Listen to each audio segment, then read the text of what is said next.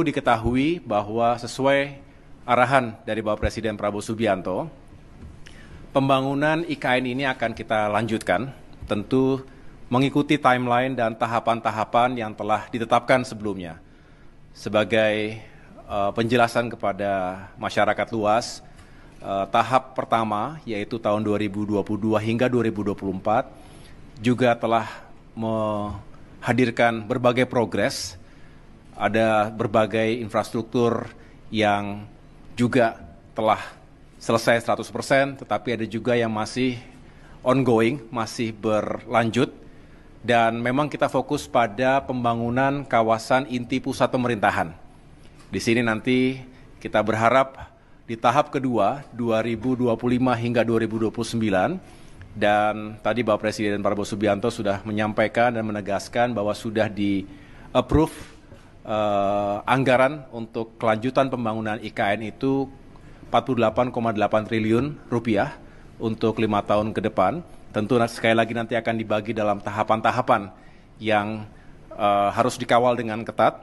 Yang jelas anggaran tersebut dipersiapkan, dialokasikan agar kami, khususnya OIKN, bisa menyelesaikan proyek pembangunan fasilitas atau gedung-gedung yang digunakan untuk parlemen, untuk legislatif, dan juga untuk yudikatif.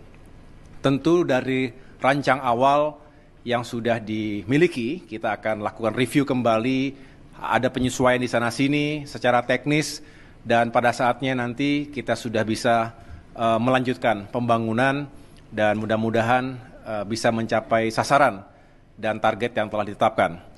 Nanti setelah ini Pak Basuki bisa menjelaskan, tentunya ada yang bersumber dari APBN, ada juga yang bersumber non-APBN. Inilah hadirnya kebersamaan, kerjasama yang baik antara pemerintah dengan badan usaha. Kita juga mengharapkan dunia swasta, pihak swasta ini bisa berkontribusi secara positif dan tentunya terintegrasi dengan baik. Tugas kami, tugas saya sebagai Menko di bidang infrastruktur dan pembangunan kewilayahan, ingin meyakinkan agar segala sesuatunya terintegrasi dengan baik.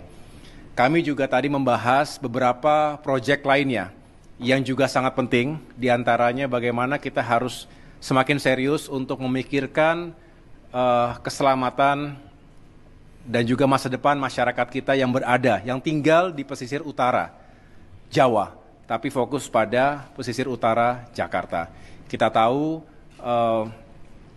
ancaman terhadap saudara-saudara kita dari terjadinya land subsidence, banjir rob, dan lain sebagainya, ini perlu kita antisipasi dan mitigasi secara serius dan langkah-langkah pembangunan infrastruktur seperti tanggul, pantai, dan juga pada saatnya karena memang sangat diperlukan, pembangunan tanggul raksasa juga ini diharapkan menjadi prioritas.